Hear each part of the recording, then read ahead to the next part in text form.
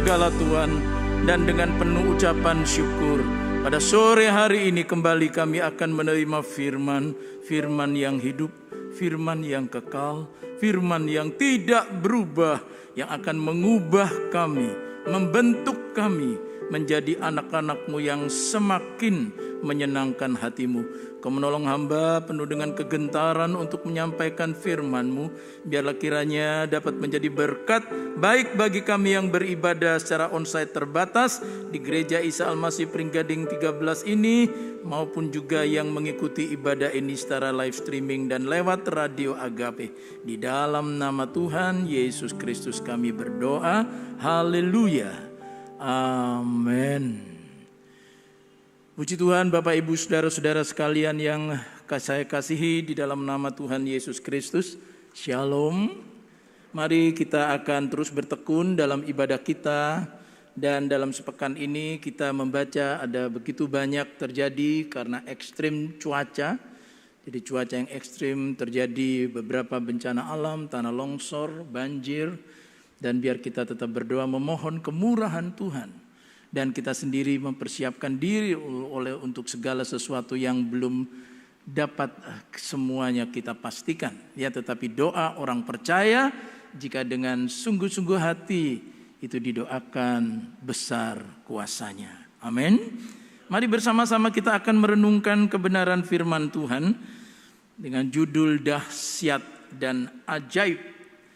Kita akan membuka Alkitab kita di dalam kitab Mazmur pasal yang ke-139, kitab Mazmur pasal 139, kita akan membaca ayat yang ke-14 yang berbunyi demikian.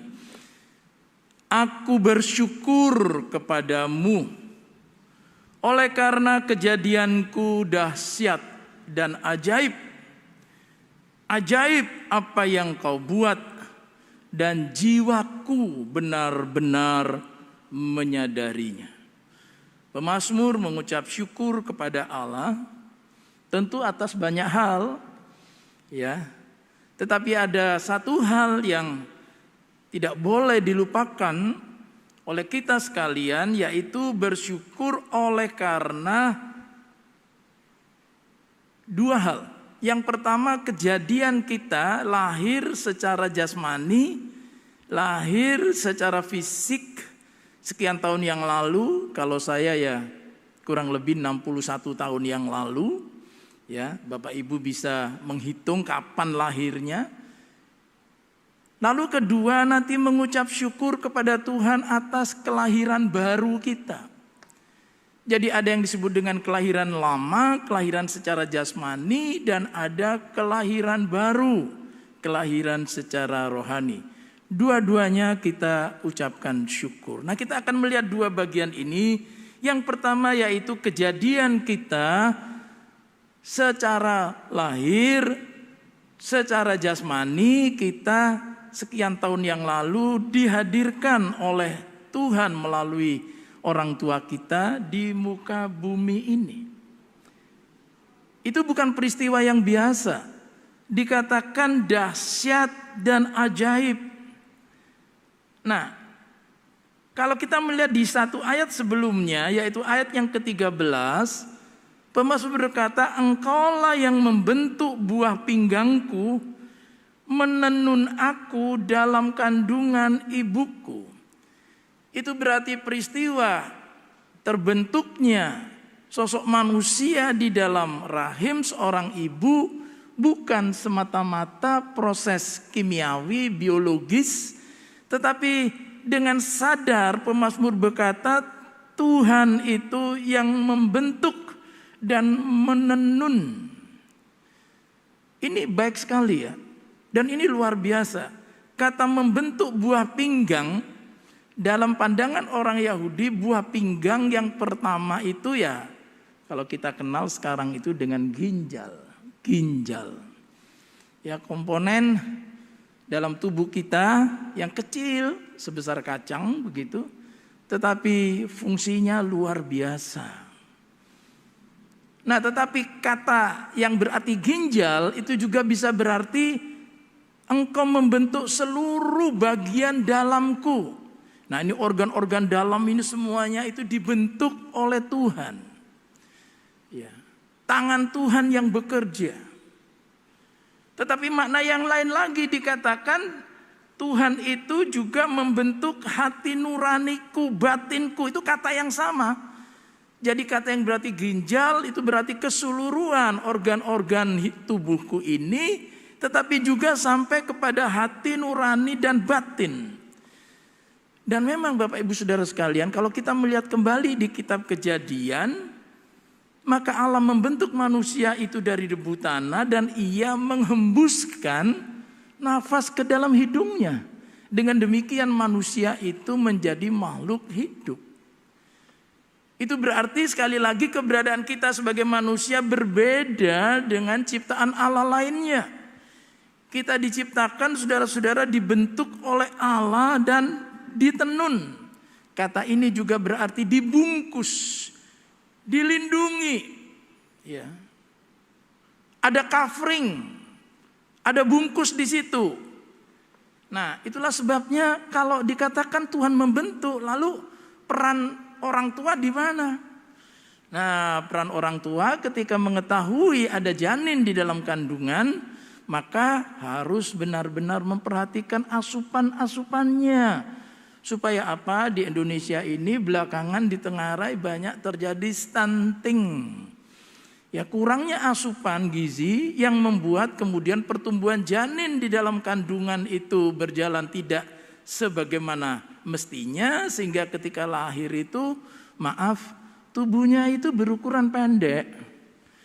Jadi berarti Sakeus itu kayaknya itu memang hasil stunting. Pendek. Orang sekarang bilang tuh cebol. Ya. Yang satu memang bisa itu terjadi karena hereditas ya. Oh ya, orang tuanya cebol, anaknya cebol ya. Nah, tetapi kebanyakan itu karena kurangnya peran daripada orang tua untuk bisa memenuhi asupan bayi. Jadi saudara-saudara, sekali lagi kehadiran seseorang mulai dari janin itu dibentuk oleh Tuhan. Dan ini bertentangan dengan apa yang diyakini oleh yang disebut dengan kaum deisme. Deisme yang mengatakan bahwa Allah memang menciptakan langit dan bumi dan manusia, tetapi kemudian ia lepas tangan. Ia tidak ikut campur lagi. Semuanya berjalan secara mekanik, secara otomatis, sudah jalan aja sudah. Ya, tidak ikut lagi, oh enggak. Roma 8:28 kita tahu kata Rasul Paulus bahwa Allah turut bekerja. Ya, termasuk dalam proses pembentukan setiap janin dalam kandungan. Sehingga Bapak Ibu ini kita patut syukuri, terima kasih Tuhan. Karena ada orang yang sampai dewasa pun masih menyesal. Menyesal apa? Mengapa saya lahir di muka bumi ini? Ya. Mengapa saya ada di muka bumi ini? Mungkin dia mengalami kepahitan, dia mengalami saudara-saudara kekecewaan, mungkin karena lahir dalam keluarga yang tanda petik dipandang oleh manusia seringkali bukan keluarga yang beruntung.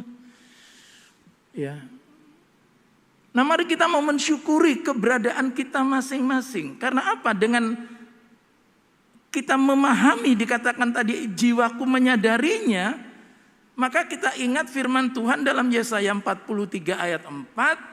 Oleh karena engkau berharga di mataku dan mulia, dan aku ini mengasihi engkau, maka aku memberikan manusia sebagai gantimu dan bangsa-bangsa sebagai ganti nyawamu. Oleh karena engkau berharga di mataku. Ini juga menolong kita dan anak-anak kita dari apa yang disebut dengan perundungan, bullying, ya. Jadi, waduh, ini orang yang pernah dibully oleh teman-temannya, itu lalu saudara-saudara merasa tidak percaya diri, tidak bisa lagi melihat potensi yang Tuhan berikan dalam dirinya, tidak bisa lagi mengucap syukur, dan itu tertanam dalam alam bawah sadar, ya, aku seperti apa yang dikatakan teman-temanku. Jadi anak kemudian merasa dirinya itu adalah seperti yang dikatakan teman-temannya, kamu tidak bisa ini, tidak bisa itu. Nah, kita sebagai orang tua jangan ikut merundung anak-anak kita. Karena saya masih ingat dalam pelayanan di sebuah persekutuan itu saya mendoakan anak-anak ketika saya tanya, kamu mau jadi apa Nyo? Aku mau jadi dokter Om. Wah itu dirundung oleh orang tuanya. Apa lu mau jadi dokter apa gitu. Coba itu dirundung namanya. Seharusnya orang tua berkata, iya Pak betul, doakan anak ini kok cita-citanya begitu tinggi. Kami secara materi tidak mampu Pak, biar nanti Tuhan yang tolong. Kan begitu mestinya. Nah ini cita-cita anak itu dibuli oleh orang tua. Jadi orang tua yang tidak bijak sama sekali. Nah Bapak Ibu saudara-saudara sekalian, kita berharga di mata Tuhan. Anak-anak kita berharga di mata Tuhan. Amin. Bukan apa kata orang, tapi apa kata firman Tuhan. Dan ini menolong kita untuk apa? Untuk kita sadar sekali lagi bahwa kita ini buatan tangannya. Yesaya 64 ayat yang ke-8 menjelaskan lebih lagi. Yesaya 64 ayat 8 berkata, tetapi sekarang ya Tuhan, Engkaulah Bapa kami. Kamilah tanah liat dan Engkaulah yang membentuk kami. Dan kami sekalian adalah buatan tangan-Mu. Buatan tangan Tuhan. Luar biasa. Nah Bapak Ibu sekalian, suatu karya seni itu dihargai oleh karena orang melihat siapa. Kalau itu lukisan, siapa yang melukis. Kalau itu pahatan, siapa yang memahat. Sebuah karya seni dihargai dengan melihat siapa yang menghasilkan itu. Nah, Bapak Ibu saudara sekalian, yang menghasilkan keberadaan saudara dan saya, terlepas dari segala apa yang dilihat oleh manusia, saudara berharga karena Tuhanlah yang membentuk saudara dan saya. Kita berharga, kita buatan tangannya, tidak main-main. Sehingga apa? Perlu 3 sikap. Dalam bagian yang pertama ini bersyukur, selalu bersyukur. Terima kasih Tuhan, aku buatan tangan-Mu, aku berharga di mata-Mu. Terima kasih. Mungkin manusia mengabaikan aku, manusia melecehkan aku, tidak masalah. Sampai Daud pemazmur itu juga berkata, walaupun sampai orang tuaku meninggalkan aku, ayah ibuku meninggalkan aku, tapi Engkau menerima aku. Ini luar biasa, ya, bersyukur. Nah, dengan mengucap syukur itu, kata Rasul Paulus dalam Kolose 3 ayat 16, hendaklah perkataan Kristus diam dengan segala kekayaannya di antara kamu, sehingga kamu dengan segala hikmat mengajar, menegur seorang akan yang lain, dan sambil menyanyikan mazmur dan puji-pujian dan nyanyian rohani, kamu mengucap syukur kepada Allah di dalam hatimu. Apa bentuk pengucapan syukur? Pujian kepada Tuhan. Limpah dengan firman, saling membangun satu dengan yang lain. Itu bentuk ucapan syukur atas keberadaan kita secara jasmani lahir di muka bumi ini. Sikap yang kedua adalah menghargai diri sendiri. Ya, saya tahu di dalam diri saya ada potensi yang diberikan Tuhan. Kalau saya tadi berkata saya menyadari saya buatan Tuhan, berarti dalam diri saya ada sesuatu yang Tuhan tempatkan. Dan saya akan minta kepada Tuhan pertolongan Tuhan untuk saya bisa mengobarkan, memaksimalkan, mengoptimalkan apa yang ada pada diri saya. Terima kasih Tuhan berikan itu pada orang-orang lain yang berbeda dengan saya. Terima kasih. Tetapi saya tidak mau iri. Saya tidak mau kemudian merasa bahwa yang di bagian di dalam saya kurang dan di tempat lain lebih. Lalu saya seolah-olah anak tiri dari Tuhan. Anak yang dibuang oleh Tuhan. Anak yang tidak dipedulikan oleh Tuhan. Oh tidak. Saya bersyukur untuk potensi yang Tuhan beri kepada saya. Demikian juga dengan saudara-saudara sekalian. Ya. Nah yang ketiga adalah sikap menghargai orang lain. Oh dia juga diciptakan Tuhan. Dia juga dibentuk oleh Tuhan. Oh berbeda dengan saya. Puji Tuhan. Ya tidak apa-apa berbeda. Itu saling melengkapi. Nah menghargai orang lain itu berarti kita tidak akan pernah menyarankan dan melakukan. Kalau kita mau menghargai bahwa ada janin dalam kandungan seorang ibu, tidak akan menyarankan untuk aborsi. Ya. Oleh karena saudara-saudara tingkat aborsi di Indonesia semakin hari semakin meningkat. Dan aborsi itu adalah pembunuhan. Itu pembunuhan yang dilakukan oleh seorang pengecut. Mengapa? Karena membunuh bayi yang tidak bisa membela dirinya. Kalau saudara pernah melihat tayangan praktek aborsi secara virtual itu, bayi dalam kandungan itu menghindar oleh karena ada pisau yang memotong-motong tubuhnya, memutilasi tubuhnya dalam kandungan itu. Entah apapun alasannya, jangan melakukan aborsi. Nah, Bapak Ibu saudara-saudara sekalian, sampai ketika orang itu lahir, berbeda dengan kita bisa bekerja sama, kita bisa menghargai pendapatnya, bahkan kita bisa belajar dari orang lain yang oleh Tuhan diberikan keunggulan. Ya, kita tidak akan menjadi orang yang tertutup, kita tidak akan menjadi orang yang saudara-saudara merasa tahu segalanya. Oh, ada orang lain, ciptaan Tuhan juga. Mungkin agama berbeda, mungkin status sosial ekonomi berbeda, tetapi punya pemikiran yang baik. Why not? Kenapa tidak? Ayo bekerja bersama-sama untuk mendatangkan kesejahteraan bagi umat manusia. Ini bagian yang pertama, bersyukur atas kelahiran kita secara jasmani. Nah, yang kedua Bapak Ibu Saudara sekalian adalah karya Allah Tritunggal dalam kelahiran baru kita. Tetap disebut dahsyat dan ajaib. Sama, dahsyat dan ajaib. Nah, di mana letak kedahsyatan, keajaiban daripada kelahiran baru kita di dalam Yesus Kristus? Karena sebenarnya ketika kita lahir secara jasmani tadi itu, kita mewarisi yang disebut dengan dosa asal. Mewarisi dosa asal, status kita begitu lahir, itu sama dengan berkata aku orang berdosa. Bukan karena ia sudah melakukan dosa, tapi status, ini bicara status. Statusnya di hadapan Allah setiap manusia adalah orang yang berdosa. Tidak ada orang yang benar. Semua manusia telah kehilangan kemuliaan Allah. Nah, lalu manusia yang berdosa ini itu tidak akan pernah mampu menghasilkan sesuatu yang berkenan kepada Allah. Oleh karena dosa itu membuat rusak bukan hanya struktur secara fisik, tetapi juga saudara-saudara secara jiwani dan secara rohani. Jadi manusia itu tidak akan pernah mampu menghasilkan sesuatu yang berkenan kepada Allah yang membuatnya terlepas dari dosa. Tidak bisa. Ya, satu kali saudara-saudara Yesaya ini mengatakan begini, Yesaya 64 ayat yang ke-6. Demikianlah kami sekalian seperti seorang najis, dan segala kesalehan kami seperti kain kotor. Kami sekalian menjadi layu seperti daun, dan kami lenyap oleh kejahatan kami seperti daun dilenyapkan oleh angin. Kesalehan manusia yang berasal dari dirinya sendiri disebutkan oleh Alkitab seperti kain kotor. Oh Pak, itu seperti lap Pak ya. Bukan. Kain kotor itu ada yang menerjemahkannya menstrual cloth. Kain yang dipakai pada zaman lampau oleh perempuan-perempuan yang sedang haid. Menjijikkan di hadapan Tuhan. Menjijikkan. Tidak ada. Itu Alkitab yang mengatakan. Lalu bagaimana?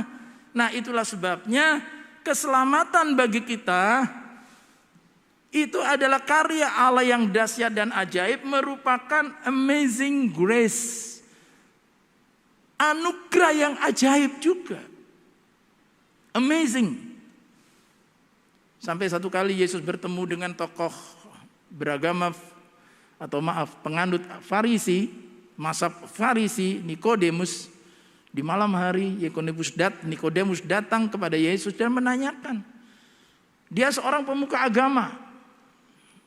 Farisi, pemuka agama, ngerti semua hukum Allah dalam perjanjian lama. Tahu. Tapi toh dia masih memiliki keraguan. Apakah dengan mengikuti peraturan agamawi ini aku bisa selamat?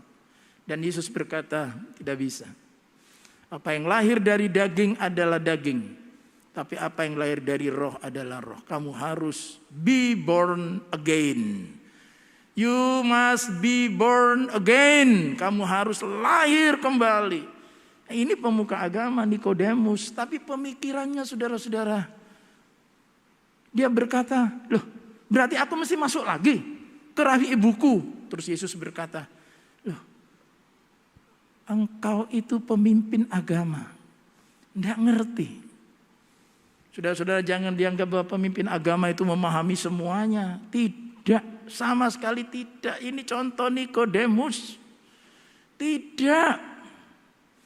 Bahkan keselamatan dirinya sendiri dia belum tahu. Sehingga Yesus berkata, tidak ada jalan lain, engkau harus lahir kembali. Lalu Yesus menguraikan dalam Yohanes pasal 3 itu. Sama seperti Musa menaikkan ular tembaga di padang gurun. Supaya semua orang-orang Israel waktu itu yang terkena gigitan ular, maut, kematian. Tapi kemudian memandang kepada ular tembaga itu, dia akan hidup. Lalu kemudian di ayat 16 Yesus berkata, karena demikianlah Allah mengasihi dunia ini sehingga ia menyerahkan anaknya yang tunggal. Supaya barang siapa yang percaya kepadanya tidak binasa, melainkan beroleh hidup yang kekal. Itu perkataan Yesus kepada Nikodemus. Ini disebut dengan kelahiran baru. Karya daripada Allah Tritunggal, kasih dari Allah Bapa, pengorbanan dari Yesus Kristus di kayu salib, dan karya Roh Kudus menyadarkan, menginsyafkan. Bagaimana? Coba Bapak Ibu ingat, bagaimana dulu kita bisa beriman kepada Yesus Kristus? Pertama pasti karena mendengar.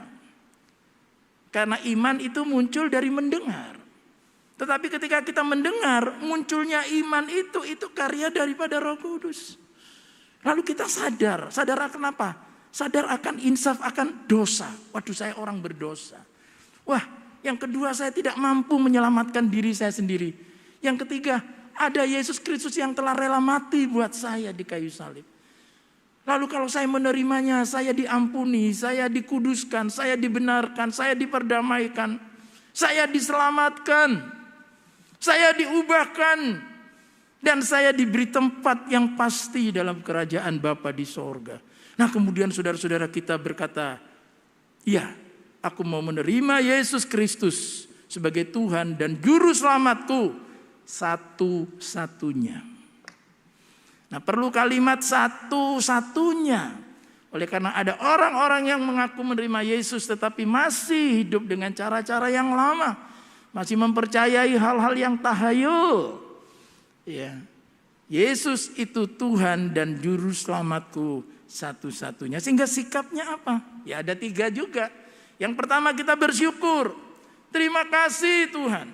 2 Tesalonika 2 ayat 13. 2 Tesalonika 2 ayat 13. Akan tetapi kami harus perhatikan, selalu mengucap syukur kepada Allah karena kamu saudara-saudara yang dikasihi Tuhan. Sebab Allah dari mulanya telah memilih kamu untuk diselamatkan dalam Roh yang menguduskan kamu dan dalam kebenaran yang kamu percayai. Perhatikan kalimat ini. Allah dari mulanya sebelum dunia dijadikan telah memilih kamu untuk diselamatkan. Ini adalah doktrin yang penting sekali Bapak Ibu. Dalam dunia teologi dikenal dengan istilah predestinasi. Allah telah menetapkan kita untuk diselamatkan sejak sebelum dunia dijadikan. Itu berarti bahwa keselamatan yang telah disediakan Allah bagi kita itu adalah keselamatan yang pasti. Yang dikatakan ada jaminan di dalam Roh yang menguduskan kamu dan dalam kebenaran yang kamu percayai. Bersyukur apa? Saya dipilih oleh Tuhan. Apa syaratnya? Saya tidak memenuhi syarat apapun. Allah memilih kita sebelum dunia dijadikan. Unconditional election by God. Unconditional itu berarti tanpa syarat. Allah memilih kita tanpa syarat untuk diselamatkan. Bukankah ini sesuatu yang patut kita syukuri? Hutang dosa kita dibayar dengan lunas.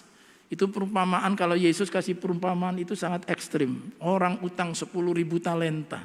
10.000 talenta. Ya, padahal 1 talenta itu aja kalau kita punya hutang 1 talenta, itu sama seperti kita berhutang yang baru lunas setelah 20 tahun.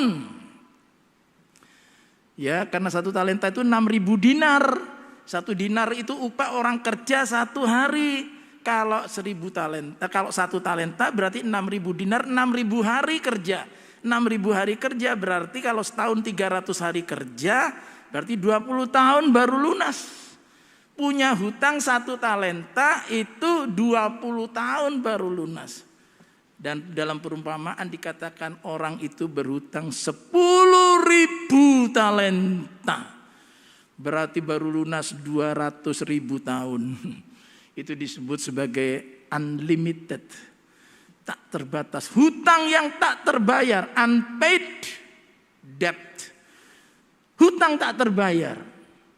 Tetapi Kristus datang membayar hutang kita. Dia berkata di kayu salib, it is finished. Seakan-akan Yesus menandatangani dosa daripada anak-anakku jemaat di GIA Pringgading sudah lunas.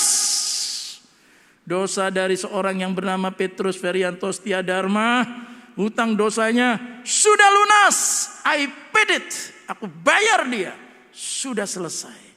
It is finished. Nah, Bapak Ibu, ini ucapan syukur yang luar biasa.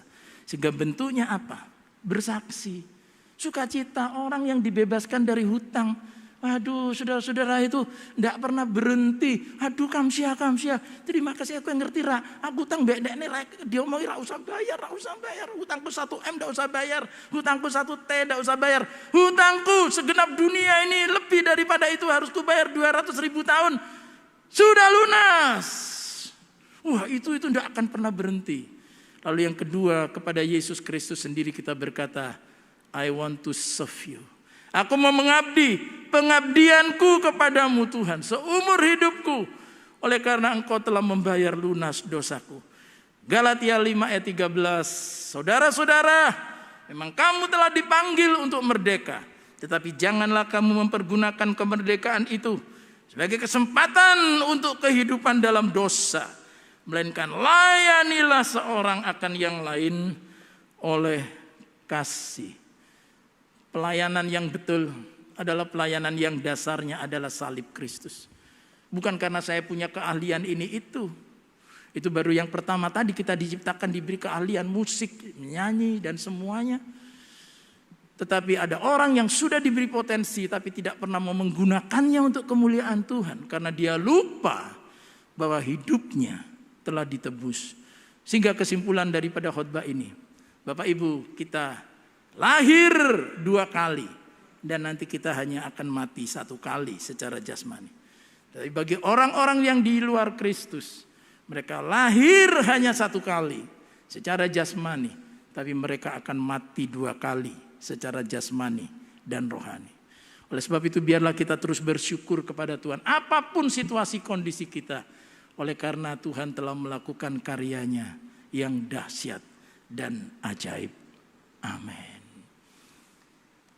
Mari kita datang mempersiapkan diri kita untuk bersekutu dengan Tuhan dalam perjamuan kudus pada sore hari ini. Oh besar, besar anugerah.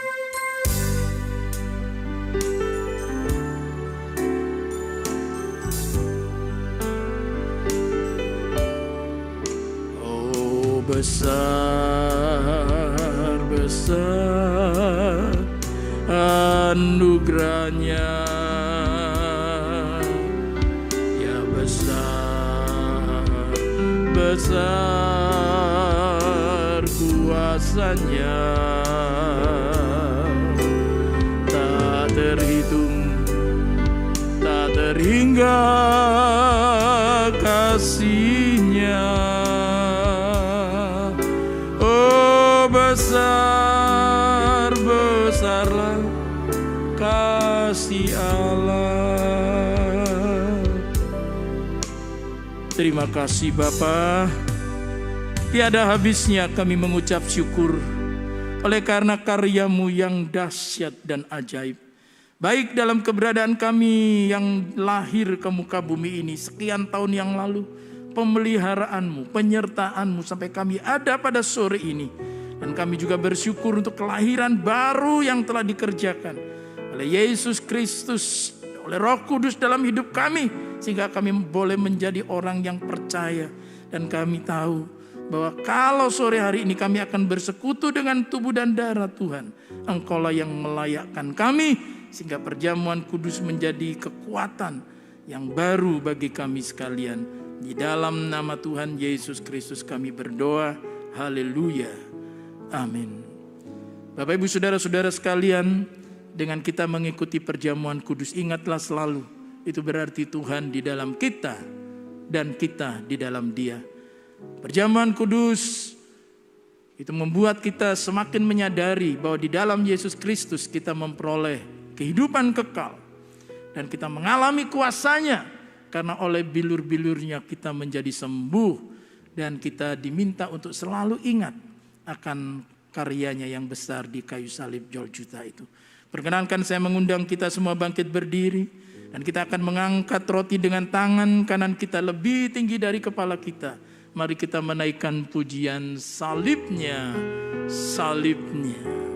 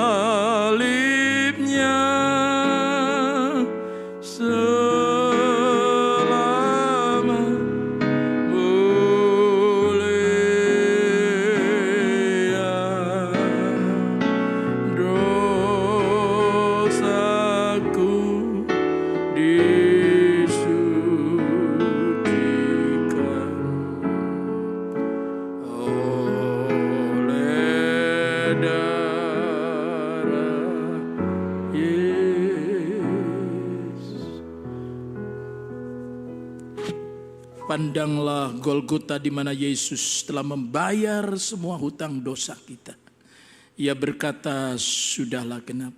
Tubuhnya telah dipecahkan. Oleh sebab itu demikianlah firman Tuhan, bukankah roti yang kita pecah-pecahkan adalah persekutuan dengan tubuh Kristus?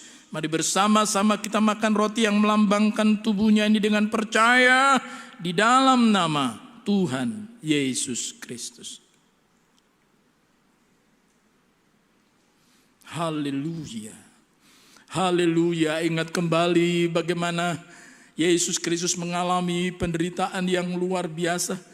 Darahnya yang mengalir dari kepala yang bermahkota duri, tangannya yang berlubang paku, lambungnya yang ditikam, kakinya yang dipaku, dari sana mengalir darah yang membuat kita, membasuh kita dan mengampuni kita. Itulah sebabnya mari kita mengangkat cawan ini. Dan dengarkanlah firman Tuhan, bukan cawan pengucapan syukur. Yang atasnya kita ucapkan syukur adalah persekutuan dengan darah Kristus.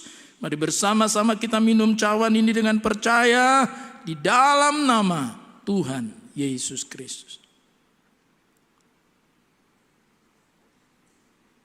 Mulialah namamu Tuhan, berkat-Mu atasku melimpah.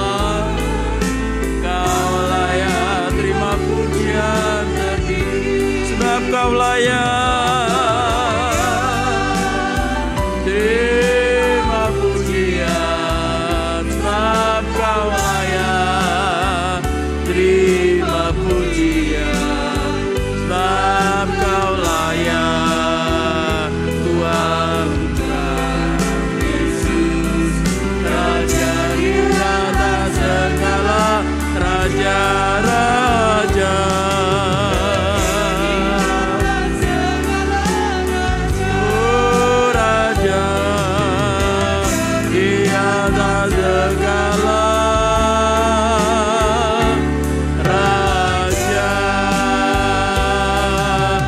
Mari kita beri kemuliaan bagi Allah kita. Haleluya, haleluya, haleluya. Terima kasih untuk karya-Mu yang dahsyat dan ajaib dalam hidup kami. Biarlah kami menjadi anak-anak-Mu yang senantiasa bersyukur dalam setiap keadaan. Oleh karena Engkau Allah yang sanggup mengubah. Kalau ada di antara anak-anak-Mu kehidupan yang sedang mengalami pergumulan, Tuhan mengubah dari air mata menjadi mata air. Ada kemenangan, ada berkat Tuhan, ada pertolongan Tuhan, ada jalan keluar, dan ada kesembuhan. Karena Engkau Allah yang terus bekerja dengan dahsyat dan ajaib, bahkan sampai selama-lamanya. Dan sekarang kami mengangkat tangan kami. Kami mau menyerahkan hidup kami dalam tangan Tuhan yang selalu mampu melakukan yang dahsyat dan ajaib. Saudara-saudara, setelah kita beribadah, terimalah berkat yang melimpah ruah yang turun dari tata kasih Allah Bapa di dalam kuasa kebenaran dan kemenangan dari Yesus Kristus Tuhan kita, dan persekutuan oleh Roh Kudus menyertai saudara sekalian dalam hidup pribadi, dalam keluarga, dalam mata pencaharian pekerjaan, dalam perjalanan-perjalanan pengabdian dan studi saudara, sampai Tuhan Yesus datang kembali dalam kemuliaannya. Haleluya. Amin.